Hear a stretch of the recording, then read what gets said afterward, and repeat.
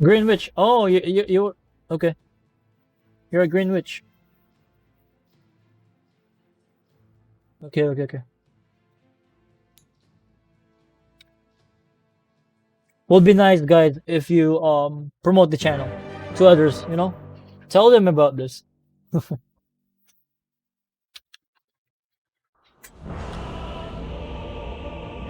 Wait, wait. Let me just check something in here.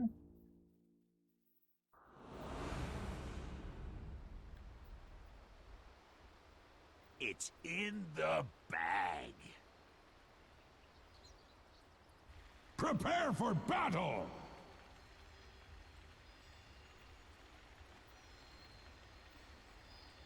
Hold on, hold on. Mako, I'm talking to someone here, which is kind of interested with my paid coaching.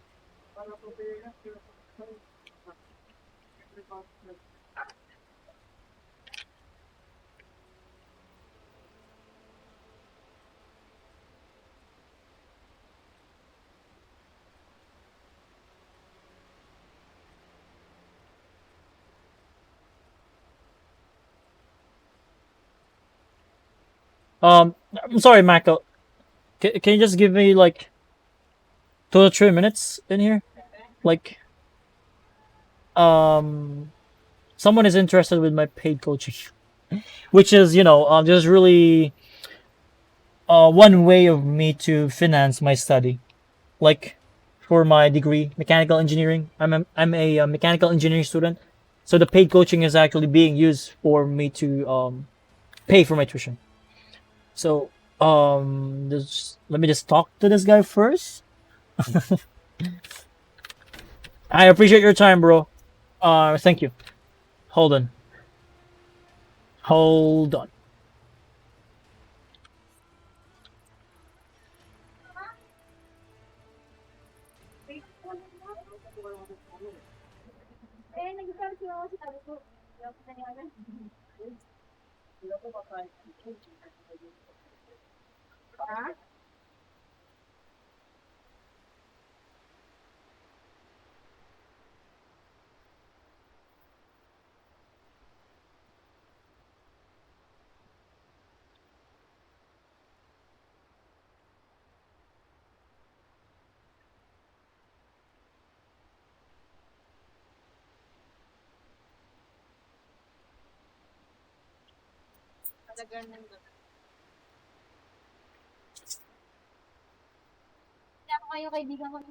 And yeah, it seems like he is interested in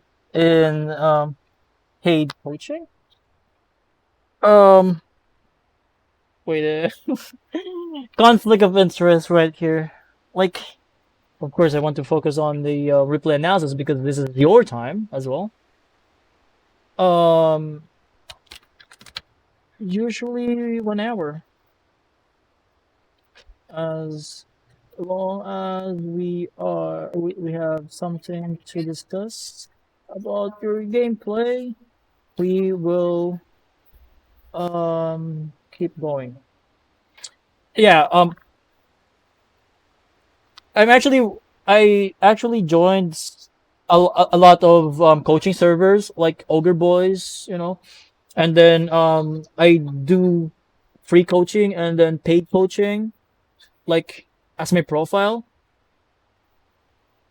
So this is actually my one way of promoting my coaching, or although it's only an analysis, not an actual coaching, but people can see my skills in talking and game itself, and they find it really worthy of going for paid coaching. So yeah, let me just check in here. I think we need to set up an appointment if he really wants to go for it. Wait, Michael, I'll put a check mark in here since we are going to do your request in here. Pause for Windranger, right? If I'm not mistaken. So you're Archon 5 as well. Um, Archon 5 Wind Ranger soft support.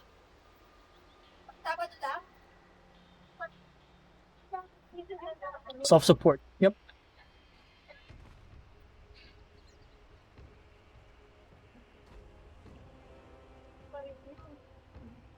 Sounds good. What hours are you free? What's your policy on outside of question questions? Um, hold on. Let me just answer this. What hours are you free? Since we just finished our finals, I could say that I can be free whenever you are.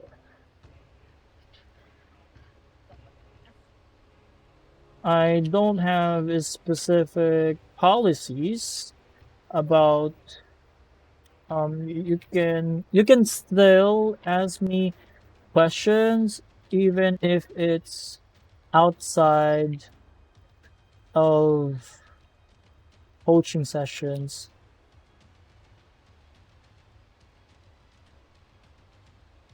I'm actually I'll just let him know that I'm streaming so he can actually watch my analysis, the free replay analysis, and then if he has like questions as well, he can type it in here instead because we're getting interrupted in this. um right now I'm streaming. You might want to watch my weekly replay free replay analysis.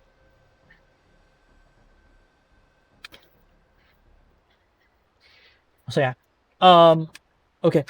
So this is pause for Windranger. What's your game plan in this game? Like based on the draft of the enemy, of course you're going to first pick it.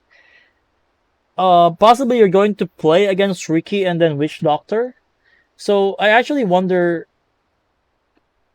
why you go for early sentry, or maybe you want to block the creeps in the camp in here, like this, and Blightstone. Blightstone is okay for damage. 30 Tango seconds is to always battle. okay for sure. Um, if you want to poke this rate to this Witch Doctor, I would suggest better items like movement speed, like boots or even windlays. Because why? When it comes to the spells of the enemy in here, like the Witch Doctor, he's very slow. Like he needs to cast the cast first, and then go for the Maledict. But if you're fast enough that you're able to get out of the cast range of the Maledict after he used the paralyzing cast, there's no threat of this Witch Doctor itself. But of course, Ricky can always chase you with the freaking Blink Strike. The battle But begins. Witch Doctor is the key hero in your lane. Like Ricky Witch Doctor lane. Ricky cannot easily pressure you guys since he is going to focus on farming.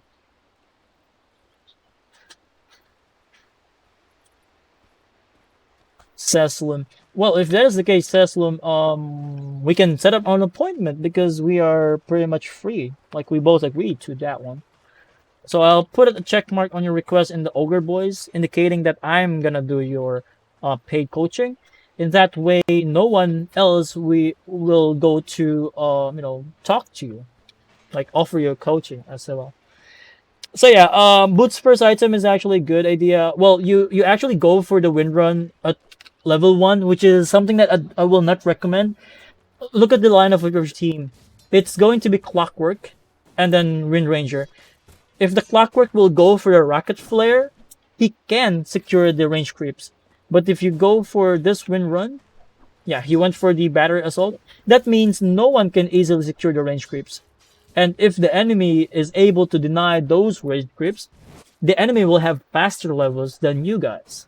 So it's gonna be a problem later on, especially at level 2, because when the Witch Doctor will have a kill potential on you and your Clockwork once Witch Doctor has level 2. So you need to be careful about it. Like levels and then securing the range creeps, making sure that they cannot deny it, Although the Clockwork was able to deny it, which is, I think it's a problem, or it's a mistake on behalf of this witch doctor.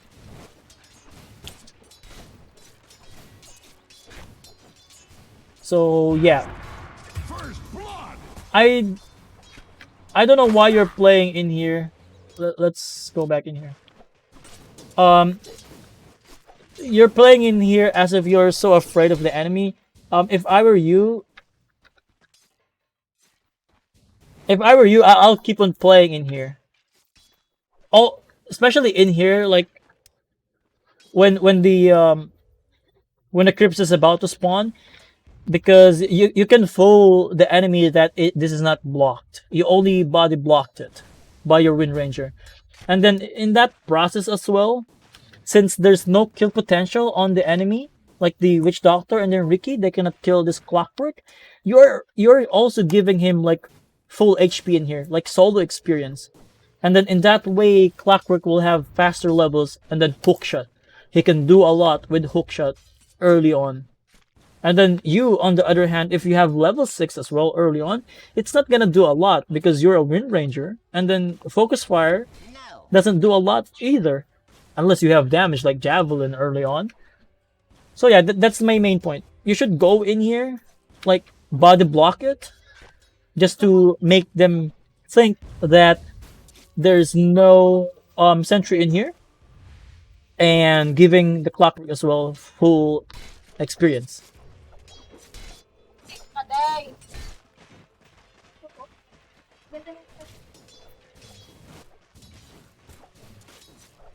Oh, you're choc chip raisins, says Slim. Gotcha. So yeah, it's still the same thing in here. Mako, you're just contesting the CS or the experience in here, and then you're playing in here. Even though the enemy doesn't have a kill potential on your Clockwork, the best thing that you can do is possibly, you know, like what I mentioned, blocked it, and then play in here, like attack them. Because if you keep on playing in here, no one will pressure you in there, right? But if you keep on playing in here, there's a possibility that you can actually pull this wave, like pull in here as well. And then if the Clockwork got level 2 and then they decided to contest, especially the Witch Doctor, the Witch Doctor is going to be out of position in here, and then the Clockwork can run him down with the Battery Assault and then Power Clogs. The cast will not help the Witch Doctor early on, especially if it's only alone. So yeah, you need to create those shenanigans in order for the enemy to react to it, and then you're basically creating space or opportunity for you to get kills and get more out of experience. So yeah, Ricky got faster level 2. I think not. That means he got blinks. He got the tricks of the trade now, aside from the blink strike. This one is good pull, like partial pull, because you cannot afford to go for the complete pull as there is the creeps incoming. Yep, they're pressuring the Clockwork now. Look at here. If the Ricky is actually wise, the Ricky will commit to that Clockwork, and then if Clockwork uses the Battery Assault, he'll just go back. And then you cannot help because you don't have stun. Shackle Shot, you only have like Power Shot. And then for the longest time, you haven't used any spells, like almost 3 minutes now. You haven't used any spells like do damage to the enemy. And this is getting impatient. He's gonna die. No, he's not. Because there's no Maledict. Still on cooldown. Is it on cooldown? It is on cooldown. And then he doesn't have mana. Alrighty. That's a missed opportunity for Radiant, for sure. So yeah, so far, what you're doing in here is that you're only right-clicking and then you're soaking experience from your Clockwork. You're not actually helping him. But yeah, you can actually do a lot. Like, yeah, you should secure that range creeps. Pagod? Hindi, bakit? Malakas boss ko, sorry. the enemy can only go for the clockwork because he doesn't have the mobility, and then you can always go for the wind run. I don't know why the witch doctor is going to, unless the witch doctor saw that you already used the wind run. That's the time that they can commit on you because you don't have any more escape mechanism. But yeah, this witch doctor is really bad. He is actually committing more mistakes than your Windranger, which is still good, still fine.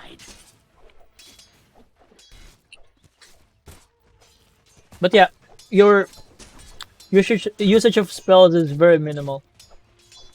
Like, you need to be more impactful than this. Because later on, once it's around 10 minutes, you cannot do anything. This is the strength of the supports. They're always strong early on. I could do with more.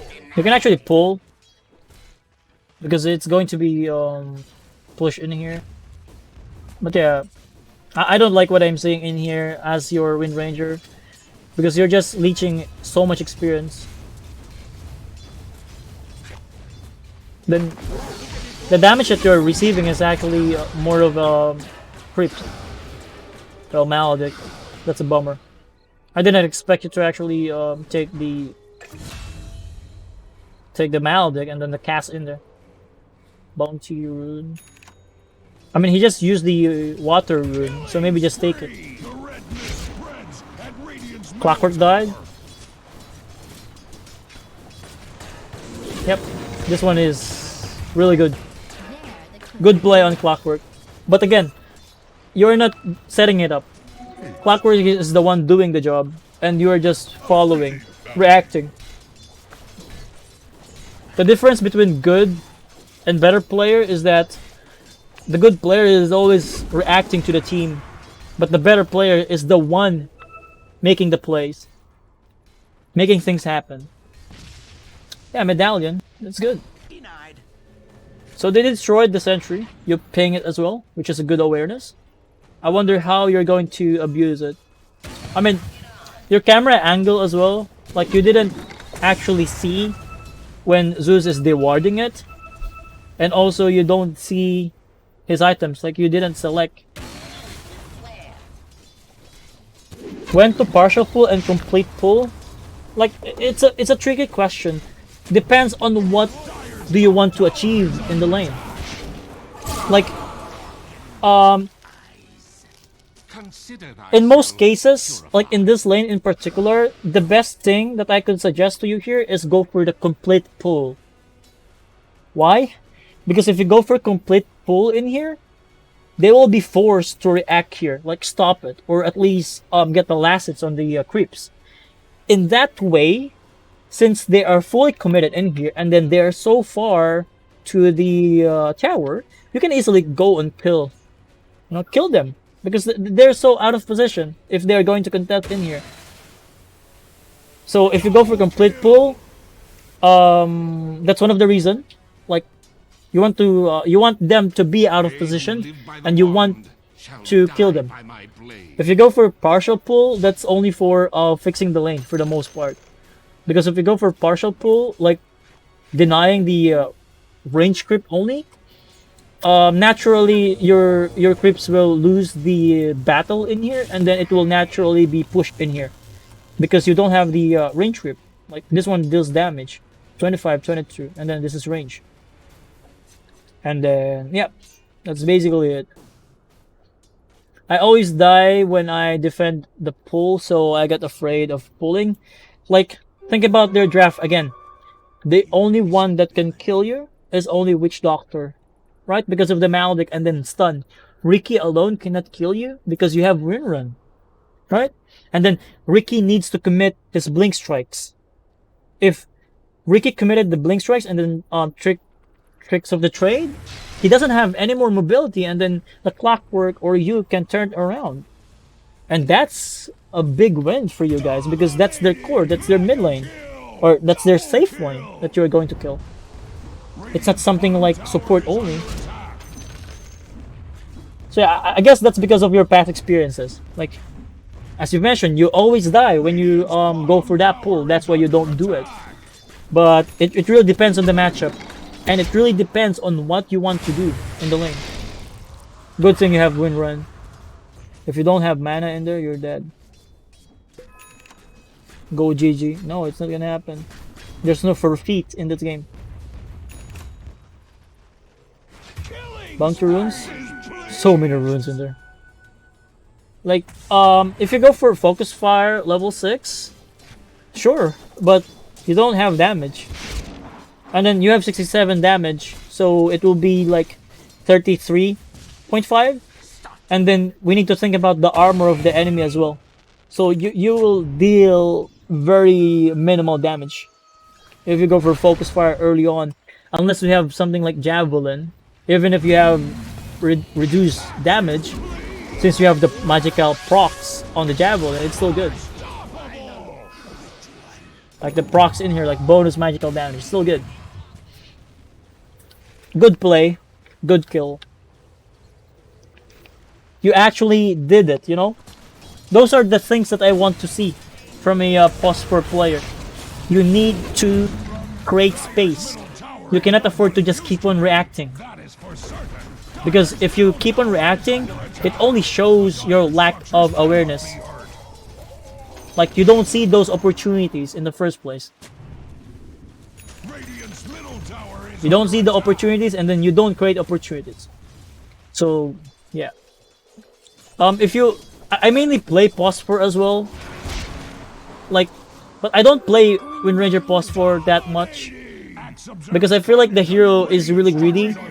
That's why I play something like Tusk, Nyx Assassin, Lion, Shaman, you know, those heroes that only needs experience and then they can do a lot. Windranger needs items to do as well, to do a lot in the game. Like, yeah, sure, he can have the levels, but the scaling ability of his skills doesn't outscale the other Phosphor players. Like Nyx Assassin, you know, Shaker, Lion. That's why I don't like the Windranger support. Even Invoker Phosphor. But I guess it's working in your bracket, so the enemy is not punishing you that hard. Because in our bracket, there is much lesser space that you can take. Yeah, you died. 3 versus 2, not a good idea. It's basically a feed. And then you gave the tier 1 mid as well. Should I shift roles? You should not ask me those questions. If you really want Windranger, go for other role like mid, you know? Have your Windranger as mid. Because you will have the full potential of the Windranger as mid when it comes to the damage. But when it comes to the Phosphor, it's just gonna be utility build. You can do damage Phosphor Windranger, but it's so greedy. Look at that one. Your team is setting it up. It's not you setting it. But yeah, it feels like you managed to win the game already because the anti-mage is not being interrupted with the farm, like very early Battle Fury. And then this Huskar doesn't have a game. Huskar works the same thing as Meepo. Like, they have a very specific item timing. And then if you manage to stop them from getting those timings, especially Roshan, they are very weak. So yeah, this game is win already at this point. You don't have win run. Lol. I mean, you don't need to show up in there. Like, they can easily take care of it. But yeah, you sacrifice yourself. Look at the golds that he has. 400 golds and an experience since you're level 11 is level 13. And then your team only got like almost 300 golds in there. It's not worth it, I could say. I mean, it is worth it, but you should not die in the process.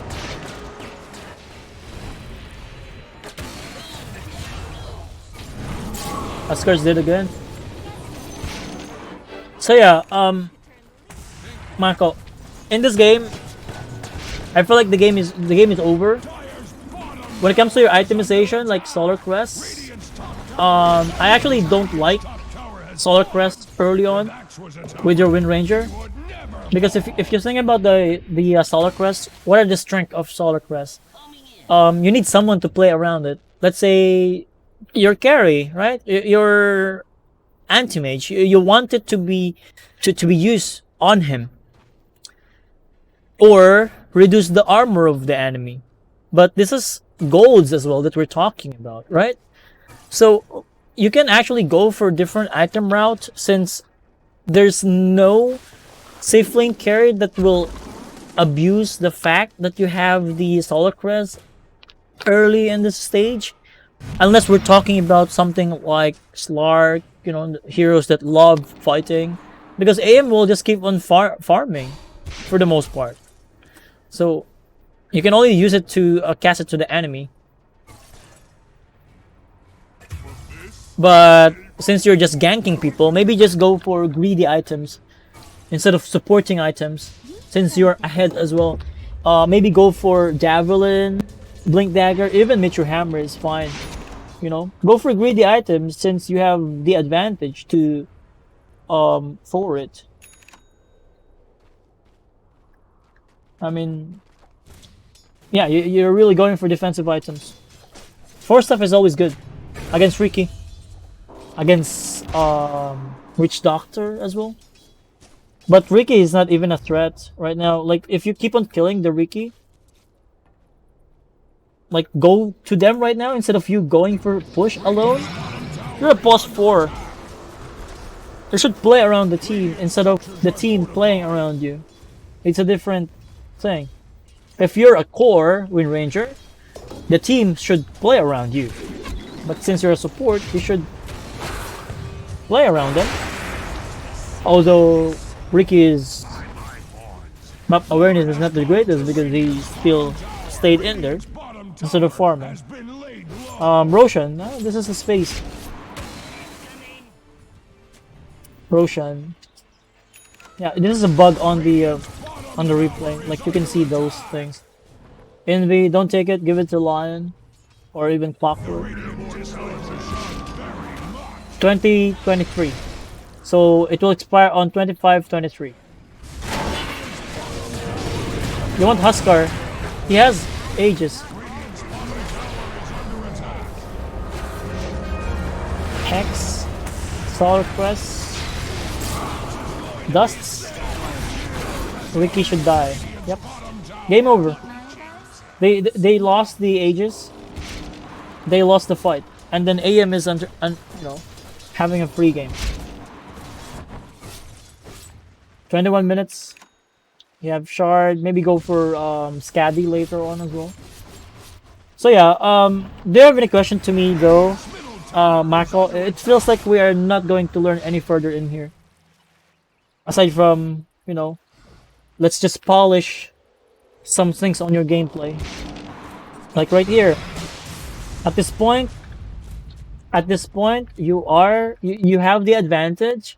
So I don't like the idea of you playing too safely in here. Way too safely. Like there's no Nyx Assassin as well, and then you have the idea that they are here.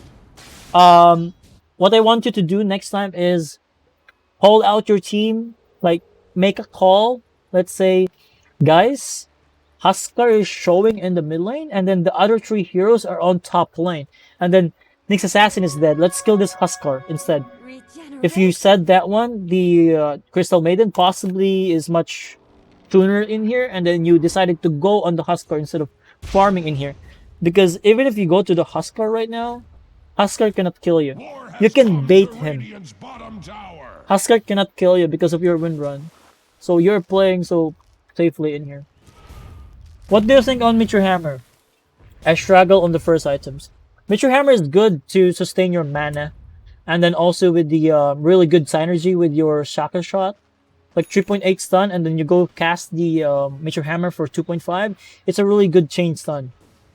And also the stats as well. And then you can easily push towers. If no one... if you're pushing the tower alone as Windranger, someone will be forced to defend it. And then the only one that can kill you is Riki, Smokescreen, with help of +1 hero. Like 1 stun. Maybe Nyx Assassin or Witch Doctor. But the idea is that if you are using the meteor hammer on the tower, people will react to your push. So that's basically space as well. Radiant's bottom tower. And then your team has has anti-mage, which loves having space. Diffusal and Ricky dusted with dead. Dire's top tower. Yeah, moments ago in the bottom, of course they will not go to a push in the bottom because they saw Ricky. Ricky is the plus one of the enemy. Why would they focus on going for tier 1 when they saw the Ricky killing your teammate? I mean, even me, I want to punish that Ricky because he is playing in front of your tower. He is so out of position. Like a good bauble. But yeah, he managed to survive, which is something that will not happen in our game, in the immortal bracket. If we have enemy like Ricky, and then he showed himself, we will just kill him because that's their safe lane right there. Lion ordered you, so that's actually a good call from the Lion. Although the Lion is actually doing pretty well, like he's playing real good. So that's the difference between your skill. Lion is making things happen, and then you're only reacting. So basically, the team is carrying you right now. You're not carrying them Radiant's bottom tower. based on the impact alone. Before axe is axe. Dire's top tower is under attack. So you have double damage in there, like Lion took it. Can you actually push right now without detection? Finally, you have detection.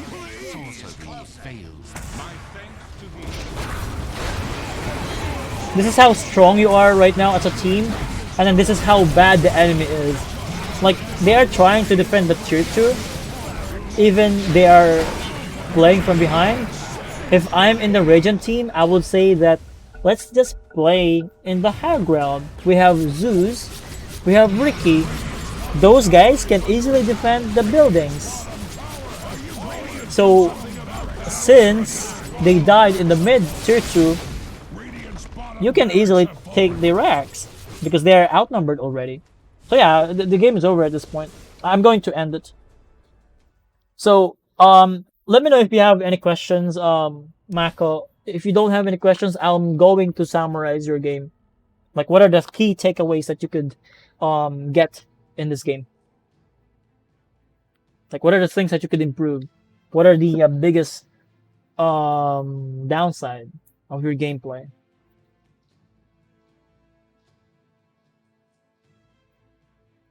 What are my jobs as a plus for from behind? It depends on the hero itself. Like, if the hero that we're talking about is Windranger, wait, are you talking about the laning stage or mid game? Because it's very broad. Like, right, the decision making of an immortal player is really dependent on the state of the game. Let's say your job on the post 4 is, killing and then stunning people. In the mid game, okay. In the mid game, since you guys have the advantage, you did well in the laning stage. The best thing that you should do as a Windranger is to keep on killing their cores. And how do you achieve that? You need to play around the strongest hero on your team, which is Lion, Clockwork, and CM. You guys as 4 should stick together and make things happen. Even if you cannot push immediately, as long as you're killing the enemy heroes and then you are giving space to the AM, it's still good. Wards, yeah, Sentry, Dusts, because they have 2 invis. That's really, really nice play in there. And itemization, yeah, you just need to play around them. Like, follow-up stun. If you can go for Shackle Shot first, most likely you will have, like, shackled the hero in a tree.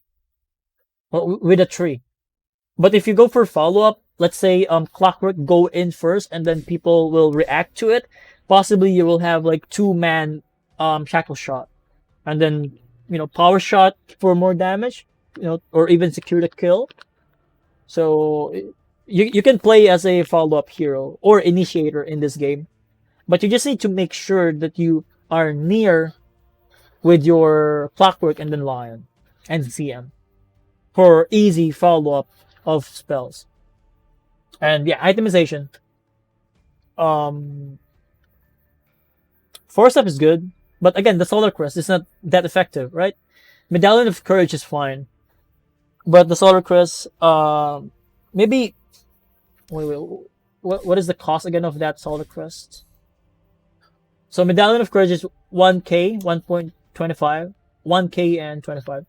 This one is like you spent like 1,600 gold just to complete the Solar Crest.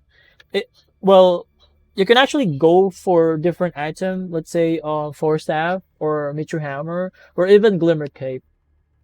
In that 1.6, you just need to add more golds to have better item, you know? So as a support, you will not be able to get those resources that you're getting. The higher the MMR you go, the less space for supports to take, because we are going to give it to the cores. And then instead of us farming as supports, we are going to interrupt the enemy's farming cores. So yeah, if you watch some of the pro players in here, like DPC matches, you would see them that the safe lane is always playing on the other side of the map, and then the four heroes are playing together and then killing the other cores of the enemy, like their win condition. In that game, one of their win condition is actually Huskar, and then Huskar keeps on dying. Maybe he doesn't realize how important he is in that game, not to die early game and then get the Roshan. Maybe that is the reason. So yeah, I hope that answered your question, Mako. And if you have a follow up question, let me know.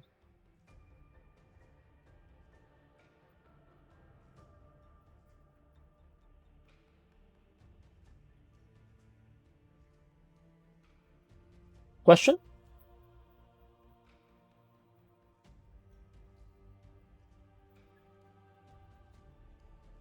I guess the delay is okay. There's a question. What do I do if they don't follow that play? If they don't follow, ask them what they want to do. Let's say Clockwork or Lion, and then you're making a call for bottom tier one. Yeah, I understand. So let's say you're making a call to go for the tier one bottom, and then they didn't follow. Ask yourself why they didn't follow. If you don't have the answer, check their inventory or check their progress. Maybe the Lion doesn't have ulti. Maybe the Clockwork needs 100 or 200 golds from completing his item.